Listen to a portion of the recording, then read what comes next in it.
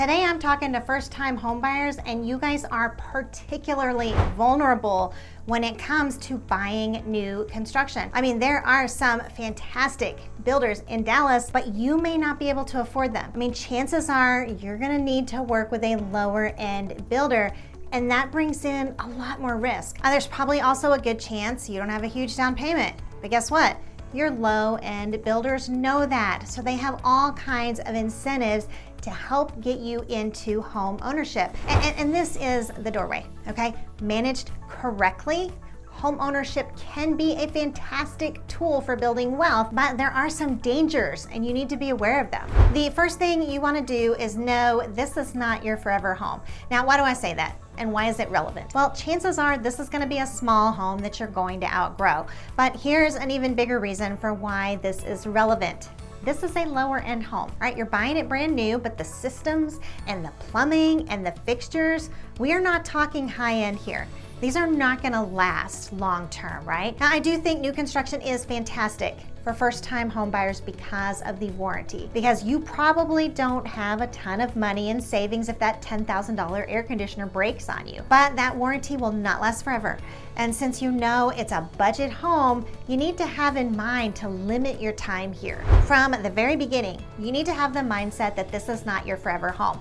This is an investment. This is the piggy bank that's going to go up in value, and your job is to preserve it and structure your purchase to go up in value as much as possible. So you have some hidden dangers when you buy this home, and you have some dangers after you own it. Now, your first danger comes with deciding on a builder, with the obvious risk being ending up with a poorly built home.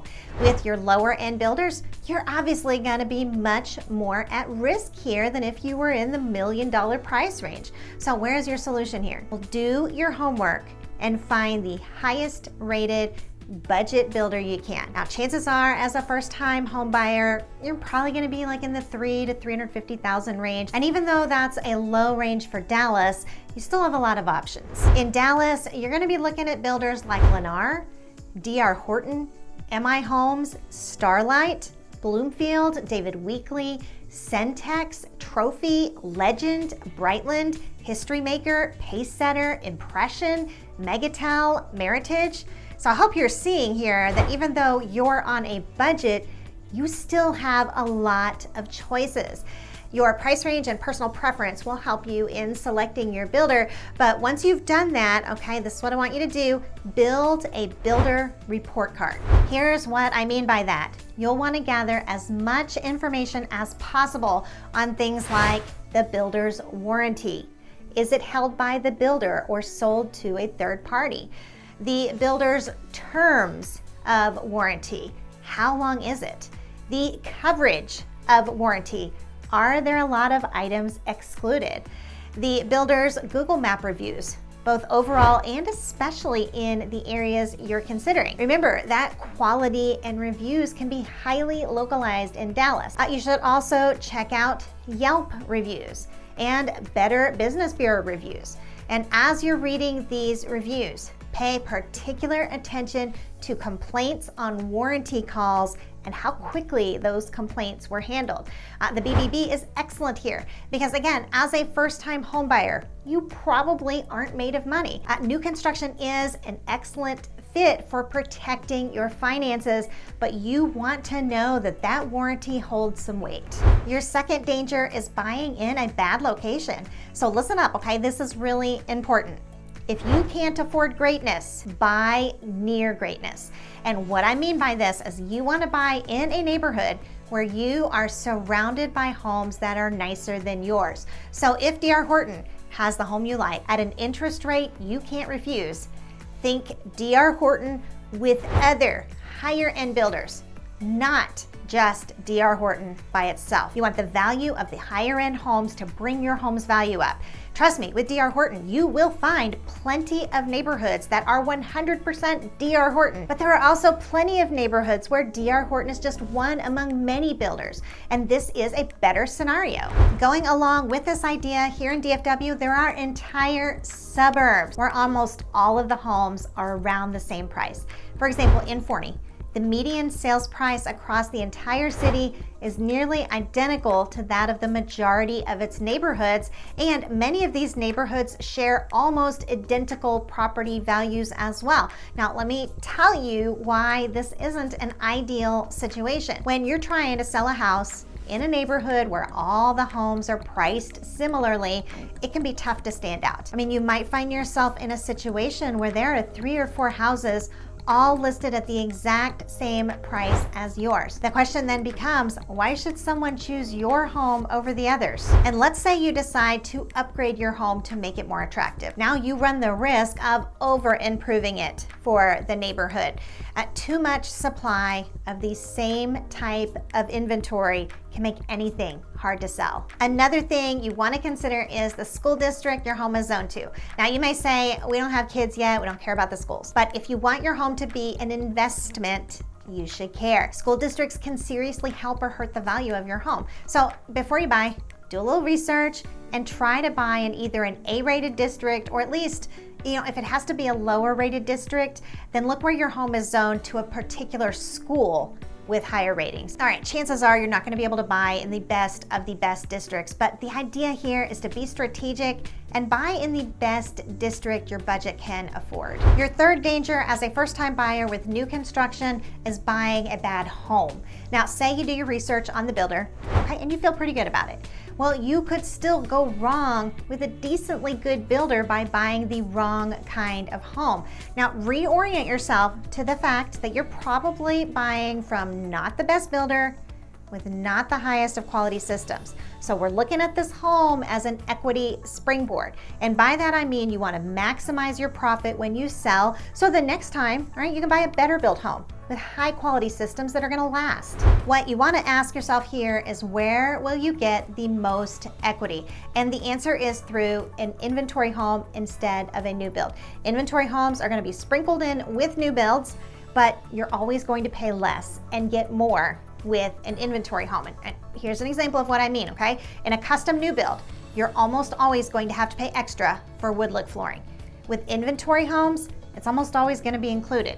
And getting as much home as you can without carpet is a huge deal, because carpet will show more wear and tear than anything else in your home. You know that almost everyone thinks about flooring when they're considering a new home, and really no one wants carpet like in their main entry and living areas anymore. It's not in style, and it's not what most buyers are looking for. Also, when we're thinking about inventory versus new build, it's the inventory homes where you're going to get your biggest discounts on interest rates. So overall, as a first-time buyer, this isn't the time to spend extra on a custom new build. You'll have better equity and probably a better interest rate with an inventory home. Also, think about things that will be universally appealing. That weird floor plan you can design with a custom new build, it might work for you, but chances are the next guy won't love it. So be thinking about your inventory home with a universally appealing floor plan.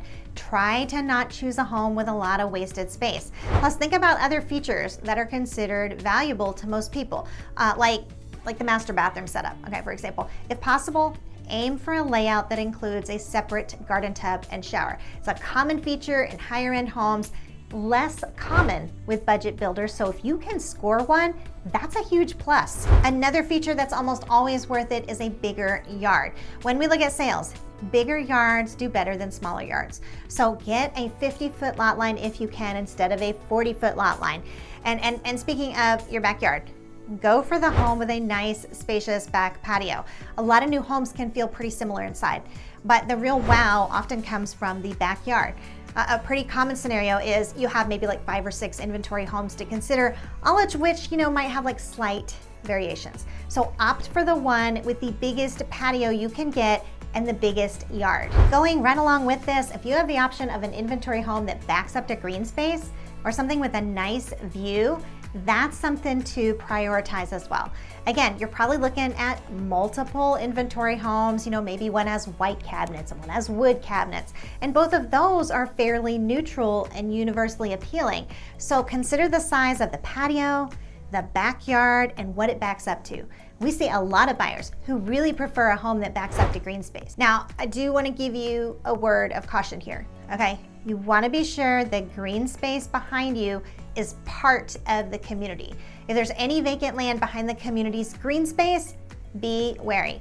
You don't want that beautiful view to turn into like a gas station, or an eyesore. When you're talking to the sales consultant, ask them to point out on a map where the property ownership changes beyond the green space.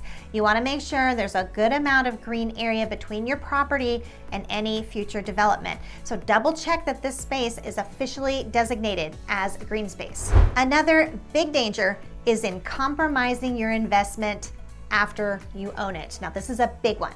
I know you're super excited to have your first home, but like I said from the start, you need to have the mindset that this home is an investment. It's just a stepping stone towards a higher quality home where the appliances and systems will be better quality. So as much as you want to customize, do not paint in different weird colors.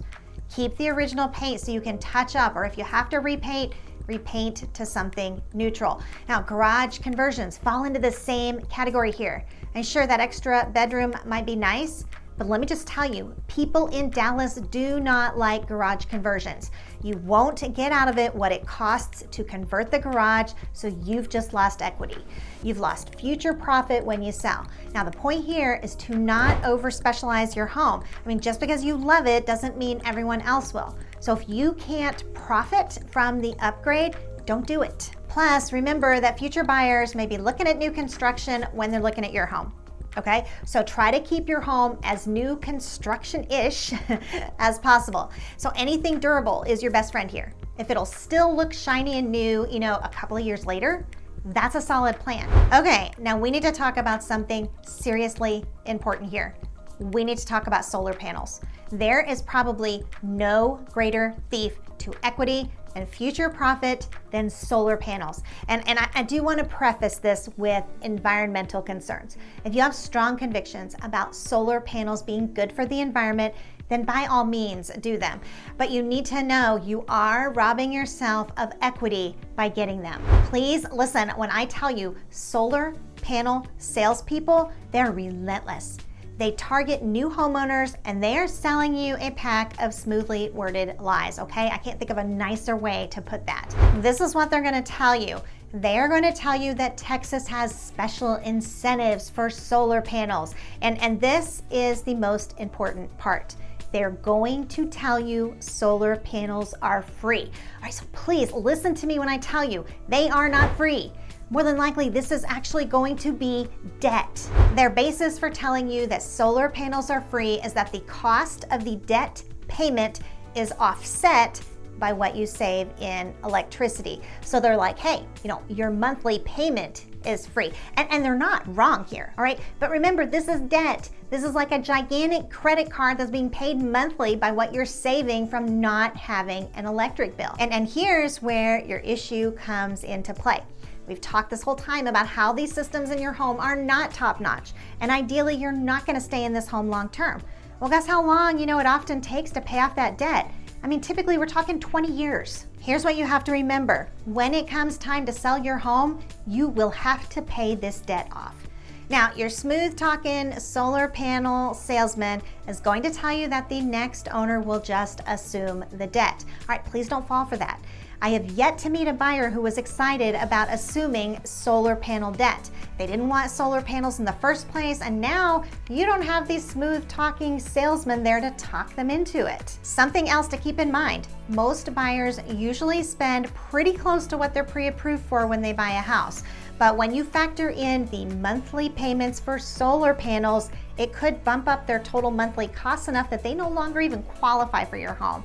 So instead of having, 100 potential buyers who could afford your home, you might end up with only around 50 because of that extra debt from the solar panels. Now, an electric bill doesn't count against a buyer's debt for loan pre-approval, but debt in the form of solar panels sure does.